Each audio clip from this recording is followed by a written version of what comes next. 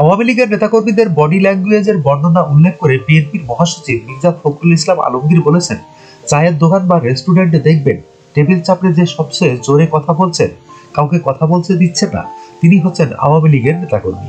শনিবার 23 নভেম্বর দুপুরে চুয়াডাঙ্গায় জেলা বিএনপির সম্মেলনে এসব কথা বলেন তিনি। মির্জা ফখরুল ইসলাম বলেন, আওয়ামী লীগ কখনই গণতান্ত্রিক দল ছিল না, তারা ফ্যাসিবাদী দল। তাদের বডি কেমিস্ট্রিতে গণতন্ত্র নেই, পুরোটাই তারা ফ্যাসিবাদী। তিনি বলেন, চায়ের দোকানে বা রেস্টুরেন্টে দেখবেন টেবিল চাপড়ে যে সবচেয়ে জোরে কথা বলছেন, কাউকে কথা বলতে দিচ্ছেন না, তিনি হচ্ছেন আওয়ামী লীগের নেতাকর্মী। বিএনপি মহাসচিব আরো বলেন, গত 16 বছরে কোথাও কুপিয়ে, কোথাও গুলি করে, হত্যা করে গুম করেছে আওয়ামী লীগ ও যুবলীগের নেতাকর্মীরা।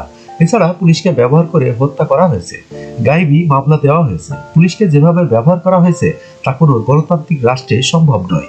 জনরেশে পালিয়ে গেছে স্বৈরাচারী আওয়ামী লীগ। তাই এসব থেকে আল্লাহ রহমতে বেরিয়ে এসেছে বাংলাদেশ, যোগ করেন মির্জা ফখরুল ইসলাম আলমগীর। যখনকার খবর তখনই দেখতে চোখ রাখুন সুন 24 টিভিতে। চ্যানেলটি সাবস্ক্রাইব করুন।